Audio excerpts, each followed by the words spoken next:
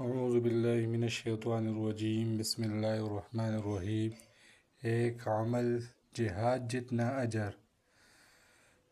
حضرت ابو ہریرہ رضی اللہ تعالی عنہ بیان کرتے ہیں کہ نبی کریم صلی اللہ علیہ وآلہ وسلم نے فرمایا، یہ دیکھ باب جو ہے وہ مخلوق پر شفقت اور رحمت کا ہے، ٹھیک ہے، اور ہم اس دنیا میں آئے اس لیے ہے کہ ہمارا جو ہے وہ آخرت جو ہے وہ اچھا ہو۔ تو اب یہ دیکھیں، یہ عمل بتا رہے کہ بیوہ اور مسکین کی ضرورتوں کا خیال رکھنے والا اللہ کی راہ میں جہاد کرنے والے کی طرح ہے۔ ہم تو یہ سمجھتے ہیں کہ بس ہم نے مسکین کی ضرورتوں کا خیال رکھا، ہمارے پیسے جو ہے بس وہ چلے گئے۔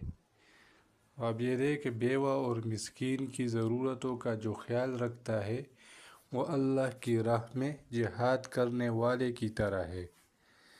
اور پھر راوی فرماتے ہیں، میرا خیال ہے کہ آپ صلی اللہ علیہ وآلہ وسلم نے فرمایا، وہ قیام کرنے یعنی تہجد پڑھنے والے کی طرح ہے جو سستی نہیں کرتا، ٹھیک ہے، جو مسلسل تہجد پڑھتا ہے اس کی طرح جو ہے وہ بیوہ اور مسکین کی ضرورتوں کا خیال رکھنے والا ہے، اور اس روزہ دار کی طرح ہے جو افطار نہیں کرتا، مسلسل روزے رکھتا ہے، ٹھیک ہے۔ تو ایک آدمی ہے وہ مسلسل روزے رکھ رہا ہے، مسلسل جو ہے وہ تہجد پڑھ رہا ہے، اور دوسرا جو آدمی ہے وہ بیوہ اور مسکین کی ضرورتوں کا خیال رکھتا ہے، تو یہ دونوں جو ہے وہ ایک طرح ہے، ٹھیک ہے۔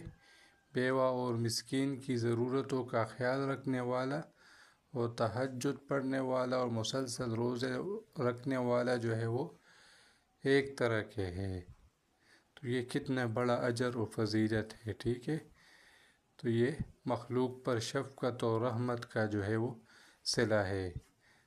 تو ہمیں بھی چاہیے کہ ہم حتی الامکان بیوہ اور مسکینوں کی جو ہے وہ ضرورتوں کا خیال رکھیں۔